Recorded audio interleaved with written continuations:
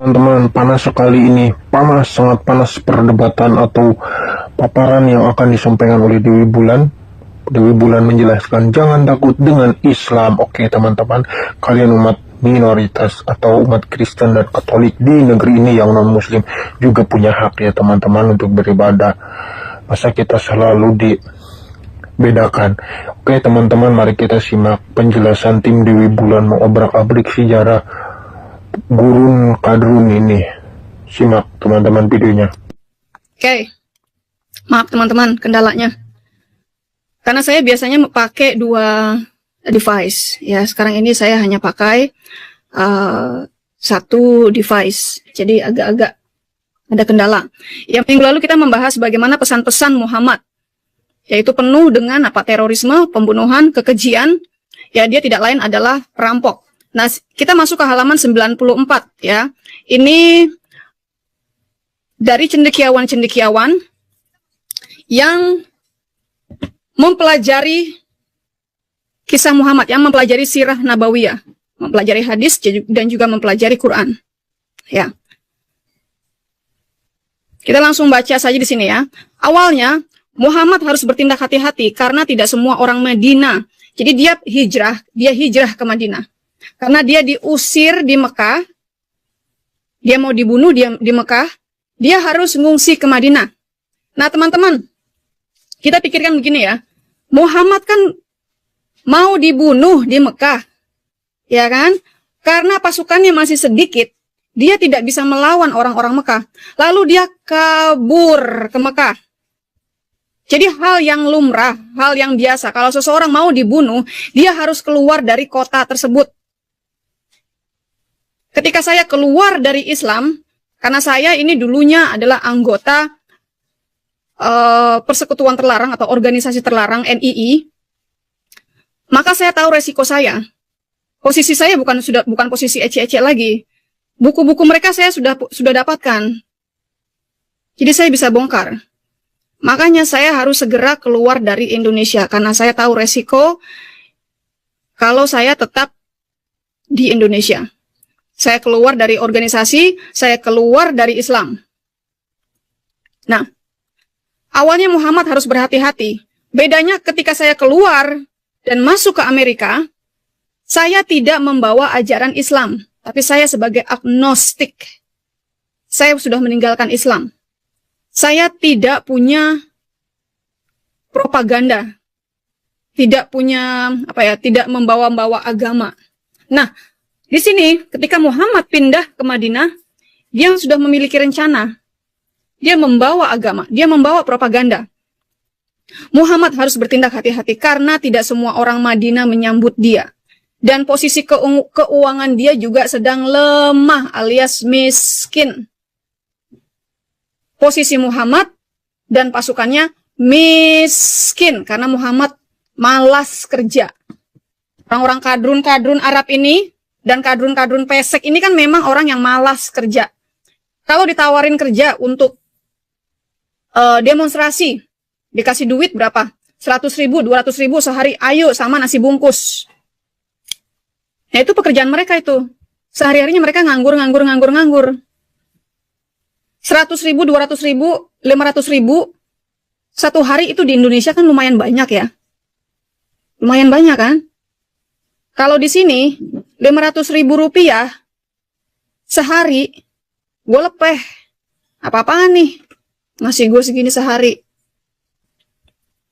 Ya, di sini kalau ada demo, ada juga memang di Amerika ini yang kerjaannya itu demo-demo. Itu kerjaan pekerjaan pokok dia. Demo kesana kemari dibayar. Minimal kalau orang lokal loh ya, itu dibayar $300. Orang lokal. Kalau dia sampai traveling, itu biaya travelingnya dibayar. Paling nggak dia ngantongin $1.000. Oke, kita lanjut ya. Dia kemudian kecewa mendapatkan bahwa orang-orang Yahudi di Madinah pun menolak pengakuan kenabiannya. Orang-orang di Madinah, Yahudi Madinah, itu kan mengetes dia. Bener nggak lu nabi?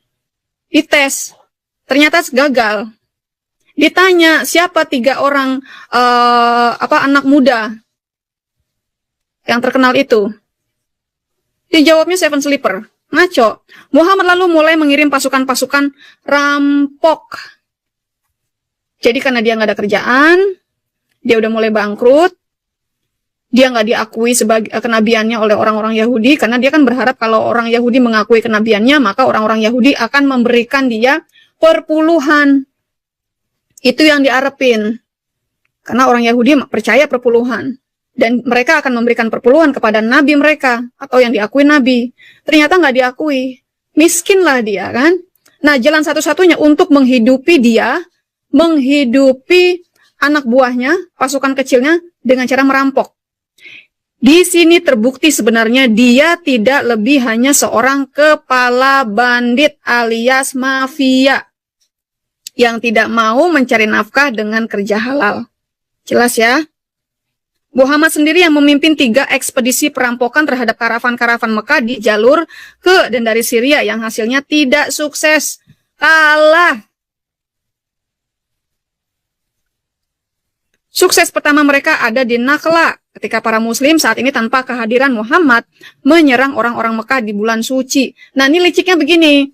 Kalau di bulan suci itu kan namanya bulan Muharram, haram untuk berperang, menumpahkan darah.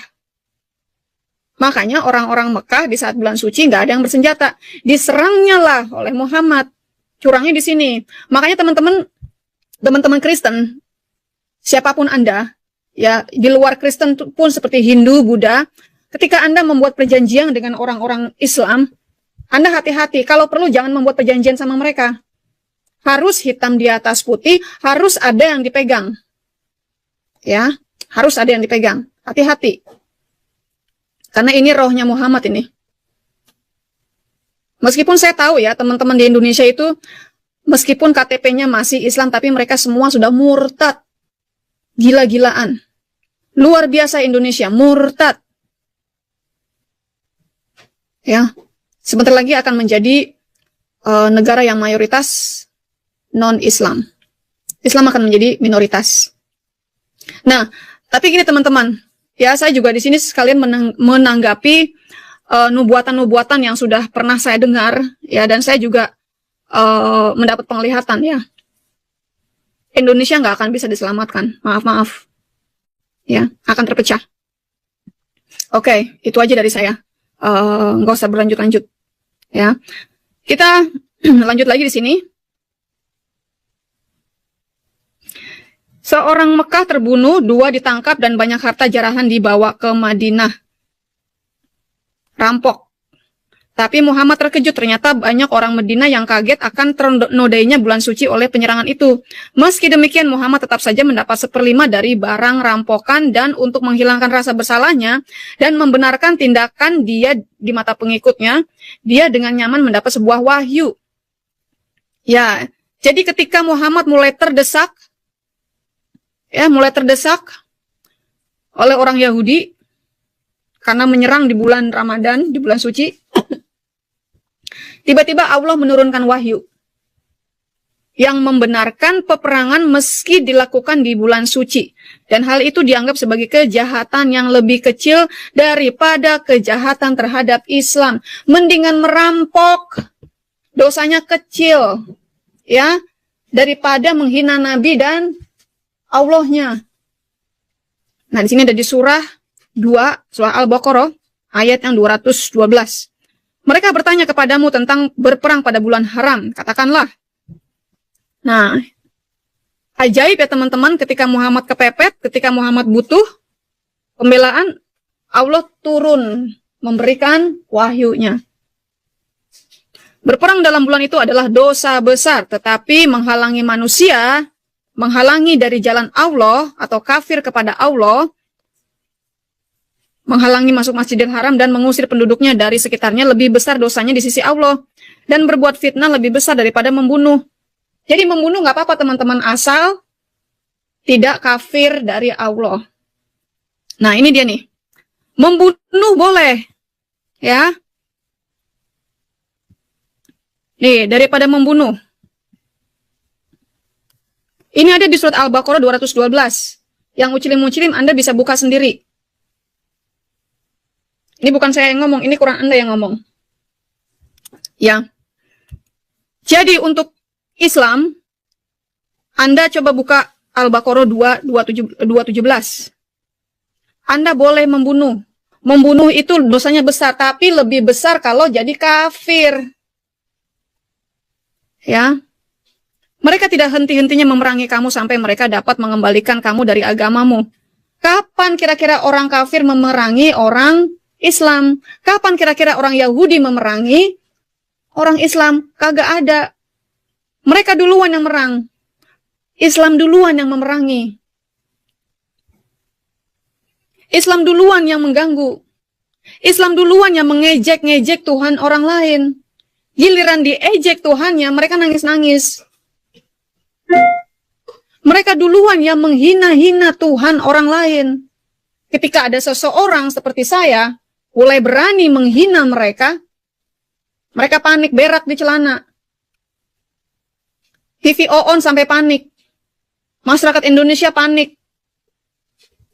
Dewi Bulan gak bisa ditangkap, panik.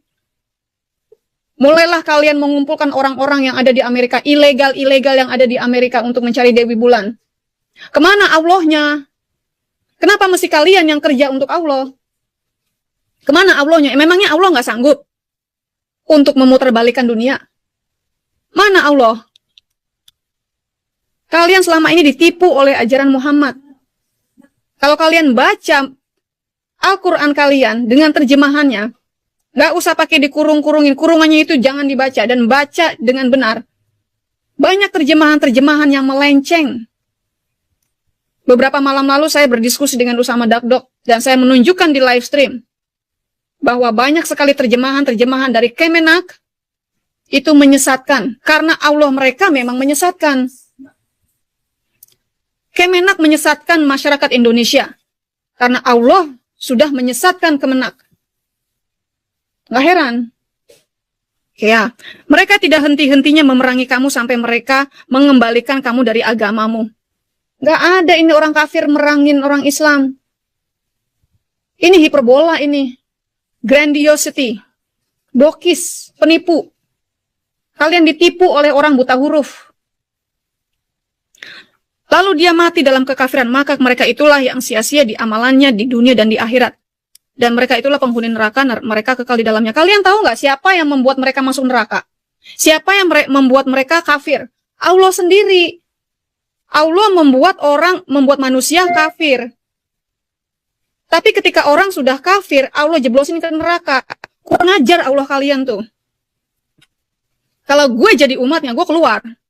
Sorry ya Allah, gue keluar dari agama lu. Nggak beres lu. Lu yang membuat orang kafir, lu sendiri yang menghukum mereka. Nggak waras lu Allah. Ya.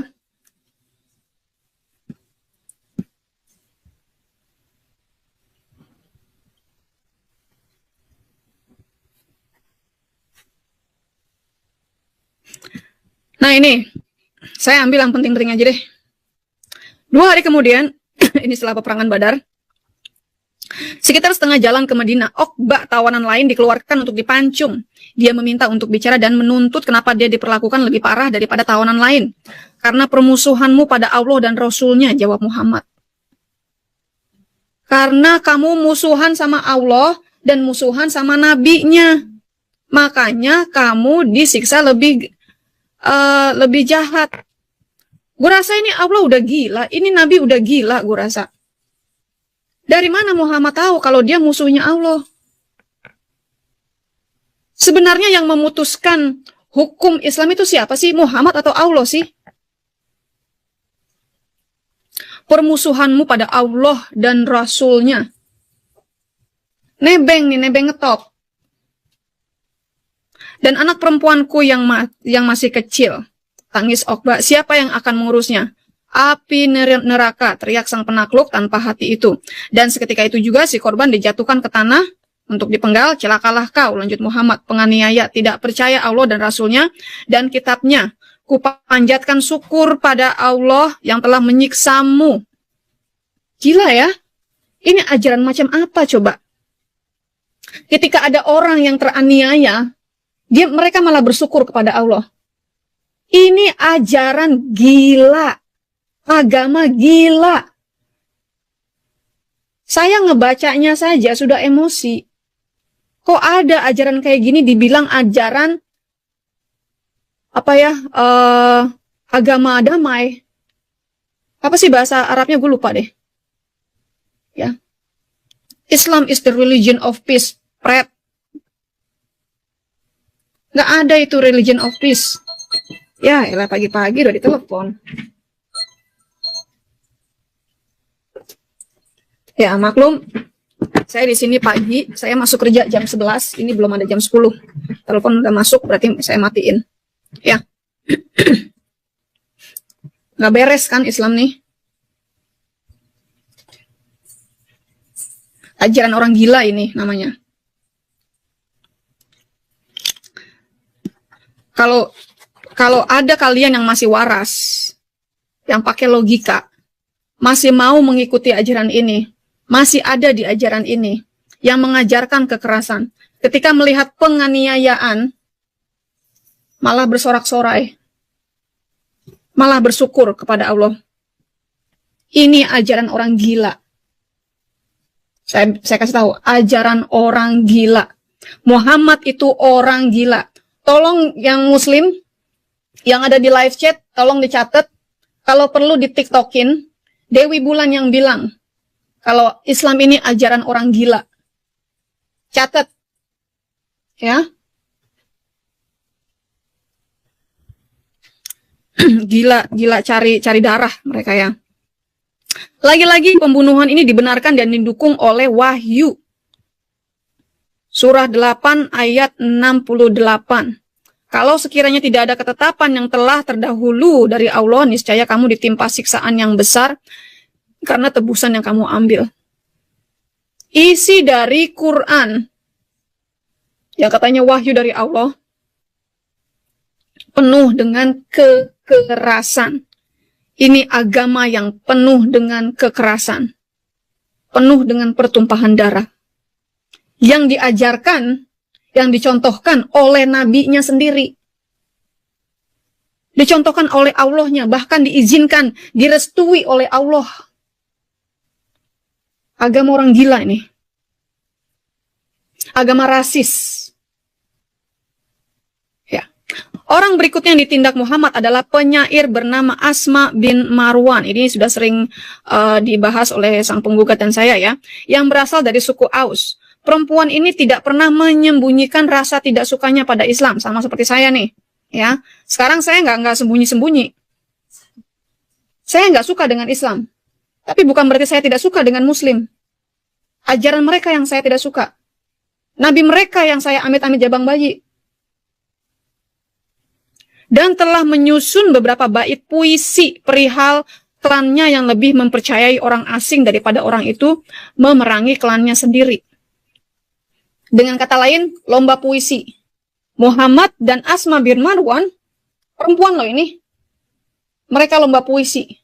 Karena Asma bin Marwan banyak penggemarnya. Ketika Asma bin Marwan membacakan puisi, pengikutnya Muhammad, fans-fansnya Muhammad, pada lari ke Asma bin Marwan. Muhammad nggak suka. Melihat dia ditinggalkan fansnya pada larinya ke Asma bin Marwan, dia nggak suka. Maka dia merencanakan kejahatan terhadap Asma bin Marwan. Ya.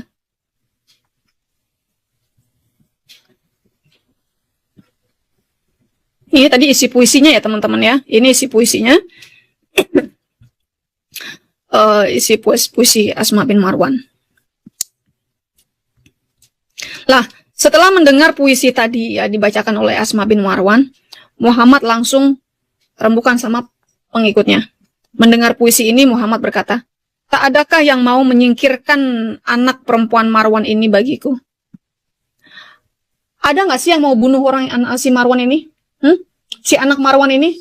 Ada yang mau bunuh orang ini nggak? Si perempuan ini nggak? Kalian ada nggak yang mau bunuh ini? Muhammad nawarin. Sama seperti halnya ketika MUI menawarkan kalian siapa yang bisa membawa Dewi Bulan. Sama halnya ketika itu ulama-ulama bangsat Indonesia mencoba cari tahu. Sama seperti halnya petinggi-petinggi bangsat Indonesia membongkar data Dewi Bulan. Ini lemah nih. Ini sudah terbukti kelemahan mereka. Mereka tidak bisa menyanggah apa yang Dewi Bulan sampaikan, tapi mereka cuma bisa membuli. Inilah agama mereka nih, agama tukang bully. Agama pengecut. Hanya orang pengecut yang sukanya membuli. Apalagi ini perempuan ini. Perempuan. Harusnya Muhammad bikin puisi yang lebih hebat dong. Harusnya kalian nih ulama-ulama bangsat Indonesia sanggah apa yang Dewi Bulan sampaikan. Sanggah. Bukan yang main bully-bulian. Makanya nggak heran kalau Indonesia bakalan terpecah-pecah, bakal hancur. Tunggu aja waktunya. Seorang muslim fanatik. Semakin fanatik Islam, seorang muslim, semakin terlihat bakatnya, yaitu teroris. Umat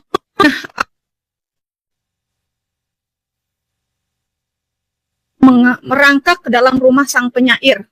Udah kayak maling kan? Agama maling memang. Ketika dia tidur. Jadi menyusup ke rumahnya Asma bin Marwan. Menyusup. Dikelilingi oleh anak-anaknya yang masih kecil. Jadi Asma ini masih punya anak-anak kecil dan masih disusui. Malah satu anaknya masih sedang menyusu di dadanya. Umair melepaskan anak yang sedang menyusu itu dan menusukkan pedangnya ke sang penyair, ke wanita tersebut. Pagi berikutnya ketika selesai sholat di masjid, Muhammad yang mengetahui telah terjadi pembunuhan malam itu berkata pada Umair, "Sudahkah kau membunuh anak perempuan Marwan?" "Ya," jawabnya. "Tapi katakan apa aku akan menanggung dosa pembunuhan ini?" Jadi si Umair nanya, "Ini aku sudah bunuh wanita nih, apakah aku akan menanggung dosa?" Karena orang ini masih punya nalar. Mungkin dia masih ingat perjanjian lama, mungkin dia masih ingat 10 perintah Tuhan, jangan membunuh. Makanya dia nanya. Muhammad bilang, "Oh tidak." Ya, tidak, kata Muhammad.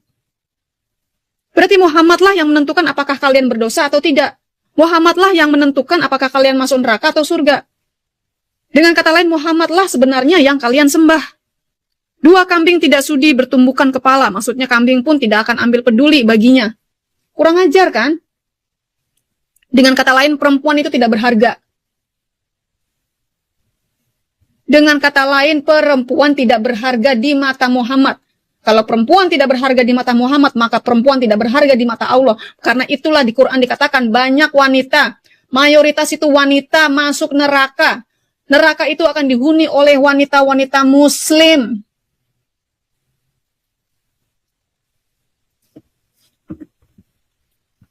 Makanya banyak wanita-wanita yang ikut-ikutan jihad.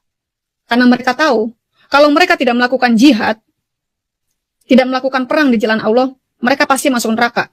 Sebaik-baik apapun wanita muslim, sesetia-setia apapun wanita muslim kepada suaminya, meskipun digebukin, tetap masuk neraka. Karena itu banyak wanita-wanita muslim yang ikut jihad, karena mengetahui hal ini. Saya pun seperti itu. Saya ikut jihad. Saya ikut memerangi di jalan Allah waktu saya masih muslim. Karena saya tahu kalau saya tidak berbuat apa-apa pasti masukkan neraka. Sudah dikatakan dalam Quran. Semua wanita muslim masuk neraka. Muhammad lalu memuji Umair di hadapan para muslim yang ada di masjid karena pelayanannya kepada Allah dan nabinya. Makanya saya bilang ini ajaran orang gila. Saya langsung nah, perampokan itu terus terjadi ya teman-teman. Nah bahkan ini dengan PD-nya Allah mengatakan begini. Surah 3:12 Al-Imran. Katakanlah kepada orang-orang yang kafir. Ini ngomong ke saya nih. Kamu pasti akan dikalahkan di dunia ini dan akan digiring ke dalam neraka jahanam dan itulah tempat yang seburuk-buruknya. Emangnya lu siapa? Ini kan untuk Islam. Di luar Islam nggak berlaku.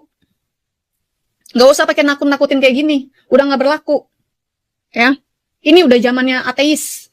Keluar dari Islam. Sudah zamannya orang pakai logika, nggak pakai agama. Semakin beragama seseorang, semakin jahat orang tersebut. Mau Kristen, mau Islam, Hindu, Buddha, apapun agama itu. Semakin orang itu beragama, semakin jahat orang tersebut. Mendingan keluar aja dari agama, apalagi agama Islam ini. Ya. Setelah kejadian itu berturut-turut terjadi perampokan-perampokan selanjutnya. Perampokan-perampokan terhadap karavan Mekah itu tidak selalu sukses, kadang diikuti beberapa bulan masa kosong. Tetapi berbagai pembunuhan tetap berlanjut. Telah dilakukan tindakan pengecut dan keji lain yang menambah hitam halaman-halaman kehidupan sang Nabi. Ka'ab ibnu Ashraf adalah anak dari perempuan Yahudi Bani Nadir.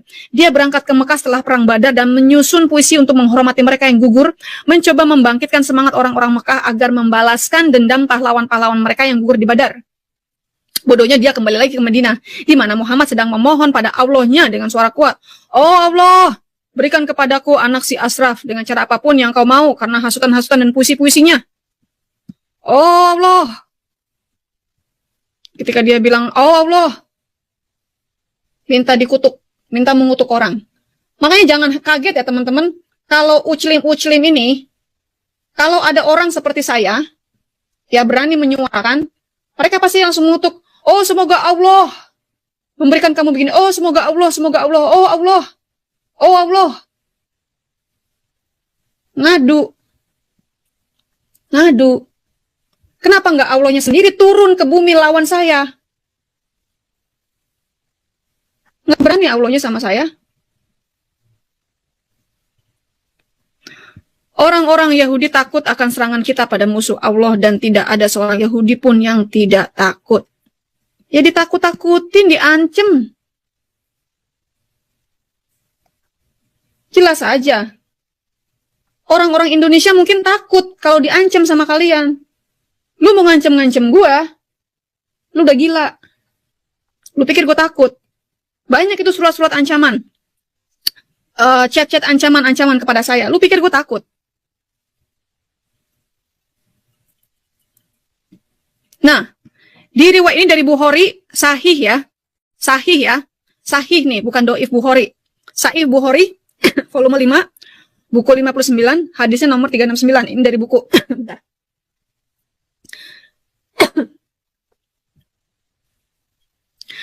Rasul berkata, siapa yang mau membunuh Ka'ab bin Al-Ashraf yang telah melukai Allah dan utusannya? Dia yang tersinggung bawa-bawa nama Allah. Sejak kapan Allah tersinggung? Siapa yang menyinggung Muhammad? Ini dia nih. Muhammad meminta. Siapa yang mau bunuh Ka'ab? Sama seperti halnya MUI cari-cari orang siapa yang bisa menyeret Dewi Bulan. Ulama-ulama kalian cari-cari orang siapa yang bisa menyeret Dewi Bulan. Bahkan ada sayembara siapa yang bisa tangkap Dewi Bulan. Ketika mereka tahu Dewi Bulan bukan warga negara Indonesia, mereka nyengir. Hihi, ternyata Dewi Bulan bukan orang Indonesia. Hihi, ternyata Dewi Bulan ada di Amerika. Kalau gitu kita berangkatkan orang-orang dari Indonesia masuk ke Amerika, menyamar sebagai waitress di restoran-restoran. Kalau kalian orang ilegal, kalian nggak mungkin kerja di restoran-restoran mahal. Pasti di restoran-restoran ece-ece, restoran-restoran Cina, restoran-restoran Indonesia. Maaf ya. Dewi Bulan kelasnya bukan di situ. Kerja di McDonald aja kalian nggak bisa. Nggak bisa. Kalian harus legal. Orang ilegal nggak bisa kerja di restoran-restoran yang terdaftar. Kalau saya tahu ada restoran-restoran yang memperkerjakan ilegal imigran dari Indonesia, saya bisa laporin. Saya laporkan restoran tersebut kepada FDA, kepada kantor pajak setempat. Restoran itu harus ditutup dan pemiliknya akan dikenakan sanksi yang besar. Silakan kalau yang mau coba-coba hire ilegal imigran dari Indonesia. Restoran-restoran nih. The restaurant owners, I'm speaking to Americans, the restaurant owners.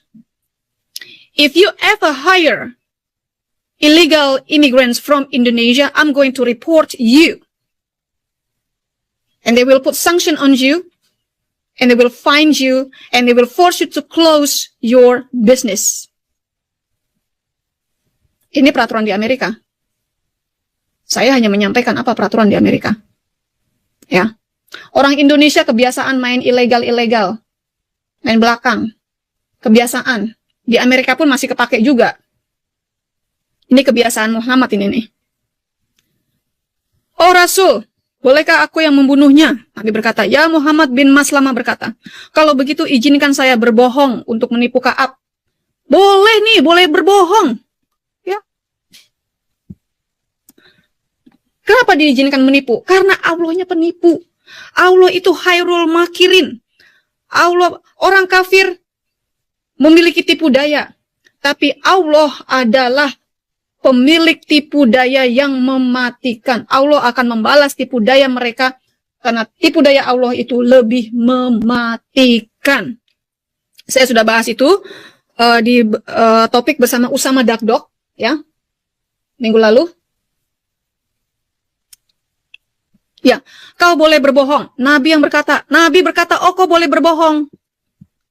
Berarti yang menentukan hukum adalah Nabi Muhammad, bukan Allah. Allah cuma boneka doang. Allah cuma puppet. Yang sebenarnya kalian sembah adalah Muhammad. Nah, Muhammad, si orang buta huruf, ini yang menjadi nabi, yang menjadi sesembahan kalian. Lalu Muhammad bin Maslamah menemui Ka'ab dan berkata, orang itu, Muhammad menuntut sedekah dari kita, dan dia telah menyulitkan kita. Saya datang untuk meminjam sesuatu darimu. Dengan itu Ka'ab berkata, demi Allah, kau akan muak dengan Muhammad. Muhammad bin Maslamah berkata, sekarang karena kita telah mengikuti dia, kita tidak mau pergi sampai melihat bagaimana akhirnya. Kami ingin kau meminjamkan makanan sekarung atau 2 karung. Ka'ab bilang, ya aku pinjamkan. Tapi kau harus menaruh jaminan untukku. Akhirnya mereka tawar-menawar, mereka meminjamkan senjata mereka. Jadi teman-teman, karena ditipu, karena Muhammad boleh menipu, ya, Muhammad mengajarkan menipu, Muhammad mengajarkan umatnya berbohong, sama seperti Muhammad sudah mengajarkan kadrun wati, kadrun, badrun, saudun, maudun untuk berbohong. Makanya saya bilang, kalian kalau punya perjanjian dengan orang Islam, dengan Muslim, jangan dipercaya. Jangan pernah kalian mengambil pekerja-pekerja Muslim. Buat orang-orang Kristen di Indonesia, kalau kalian punya usaha, kalian mau hire pembantu atau babysitter atau apapun, jangan pernah ambil orang Islam. Catat.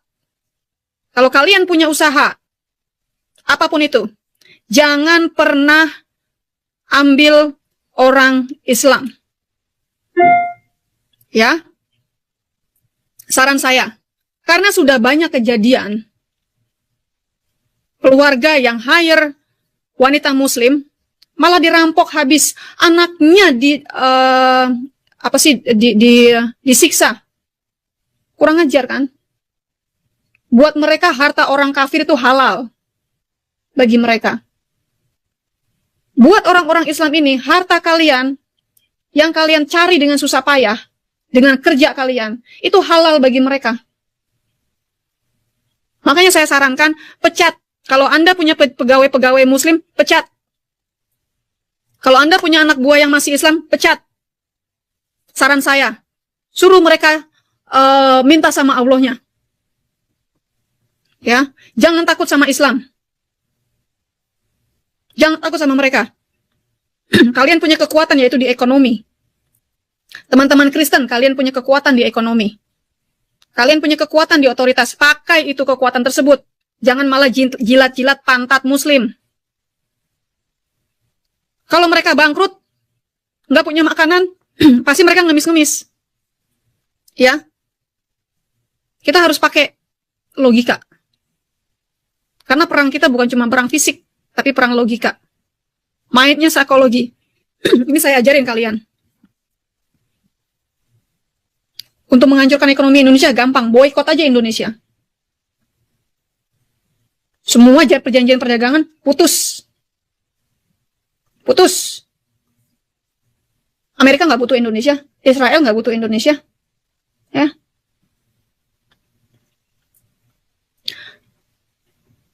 Nah, pertanyaannya, agama apapun yang bisa membuatmu jadi sadis, pastilah agama hebat. Buat mereka, kalau orang sadis itu hebat. Buat mereka nih, orang sadis adalah hebat. Cuma ajaran orang gila yang dibawakan oleh orang gila. Yang nabinya nabi gila, Allahnya pun sinting.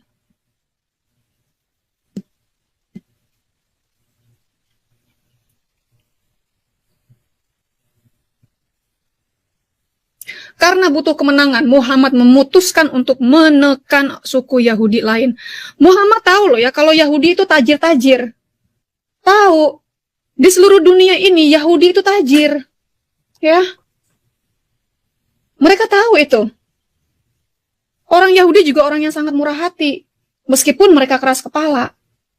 Muhammad tahu yang diincar itu orang-orang kaya. Kalau di Indonesia, yang mereka incar itu Cina-Cina. Karena mereka tahu Cina-Cina itu pekerja keras dan kaya-kaya. Nah, mereka yang orang-orang Jawa, orang-orang Betawi, orang-orang Padang, ya, Arab-Arab pesek yang pemalas, mereka cuma bisa merampok, menipu mereka. Jadi jongos mereka. Saya sarankan kepada teman-teman saya yang Chinese, Kristen, ataupun yang masih Konghucu, jangan kalian pekerjakan Muslim. Sepintar apapun mereka, jangan pekerjakan mereka. Tutup bisnis mereka. Tutup lahan mereka. Dan juga jangan kalian berbisnis dengan orang-orang Islam. Toko apapun, Pak Haji, Bu Haji, jangan ke sana. Cari toko Cina, banyak kok. Pelangkah sedikit, jalan sedikit lah. Cari toko Cina, banyak. Jangan kasih bisnis orang-orang Islam. Jangan kalian beli apapun dari orang Islam. Forget it. Kita lihat berapa lama mereka bisa bertahan. Ya.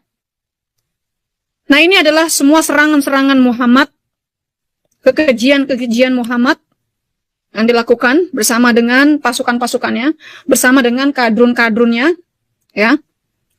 Ini belum menyangkut masalah wanita loh ya. Nah, sesungguhnya keputusan Sat adalah keputusan Allah yang dinyatakan dari surganya di langit 7. Kita baca di sini ya. Ini lucu nih. Bani Aus, mengenai Bani Aus. Ya. Ini Aus, ini Sat yang bilang nih. Ini Sat ini. Ini adalah salah satu pengikut Nabi, ya, yang berkata, keputusan saya, ini Sat nih. Ini orang nih. Pengikutnya Muhammad nih, bukan Nabi ya.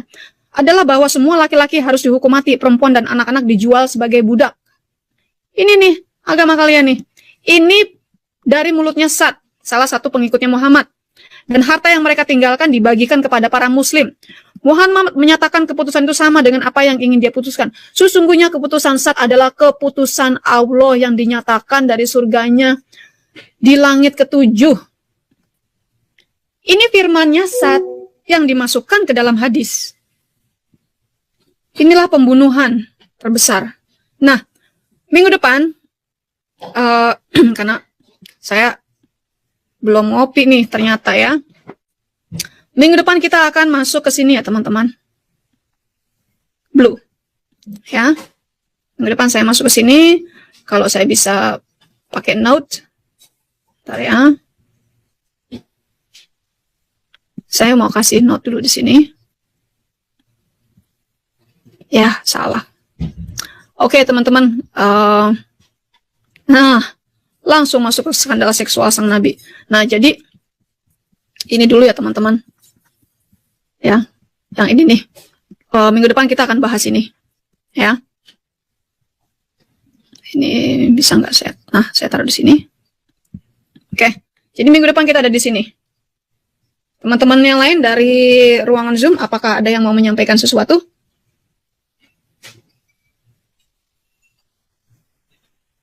Enggak. Udah ya, udah cukup jelas ya. Ini agama seperti apa ya? Aku tadi kan Ibu Debe bilang gini, jangan perkerjakan orang itu. Iya memang, mereka itu juga kan rasis sama agama yang non-muslim. Haram lah, tetapi uangnya nggak haram. Jadi ya udahlah, orang-orang bisnis jangan kasih yang si Uclin, Kadrun, karena sekali kamu masukin, mereka itu bagaikan kanker. Kanker itu harus dituntasi biar nggak menjalar. Itu aja aku kasih saran. biasa mereka apapun ajarannya udah salah, orangnya tetap kucintai, begitu Bu Debe. Shalom alaikum. Ya, makasih Bu. Ini kita bacain aja deh, belum ada sejam. Malamnya parit-parit yang cukup besar itu dimasuki jenazah digali sepanjang pasar tengah kota. Paginya Muhammad sendiri yang mengawasi tragedi berdarah ini. Ia memerintahkan setiap tawanan lelaki dibawa ke dalam satu kelompok masing-masing terdiri dari 5 atau 6 orang sekaligus. Tiap kelompok diperintahkan untuk duduk di depan parit kuburan mereka. Di sana kepala mereka dipancung dan tubuhnya ditendang masuk parit. Pembantaian itu dimulai pagi hari berlangsung sepanjang hari dan diteruskan di malam hari dengan memakai obor. Seraya kakinya dibasahi darah karena tanah pasar yang dibanjiri darah, dan setelah memberi perintah agar parit tersebut ditutup dengan tanah dan diratakan, Muhammad lalu langsung beranjak menghampiri Rihana, seorang perempuan Yahudi Bani Quraisy yang cantik, yang suami dan para kerabatnya baru saja dipancung. Orang gila. Nabi gila. Nabi gila. Nabi gila. Betapa biadab Nabi Iblis itu. Tidak peduli Rihana sedang berduka. Si kucing Muhammad. Bilang, si kampret Muhammad, ini bukan kucing, nih kampret Muhammad. Garong malah horny dan pengen. Tahu ya? Ini catatan dari si penterjemah nih. Ya. Ini catatan dari si penterjemah nih. Sama kan? Rihana di saat suami mati, ayah dan saudara-saudara lelakinya dibantai oleh begundal Muhammad. Orang beginian kok dibilang nabi dan teladan bagi umat manusia. Cuy, yang diurusin cuma seputar selangkangannya sendiri. Sekali lagi, cuy, jijik ya sama yang kayak gini. Terserah ente mau bilang gue pembenci Muhammad kayak Islamofobia kayak, emang gue urus.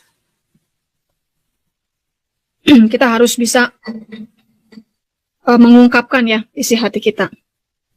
Ya, namanya orang gila nih, Nabi gila. Teman-teman, sungguh dahsyat ya yang telah disampaikan oleh Ibu Dewi Bulan dan tim apologet.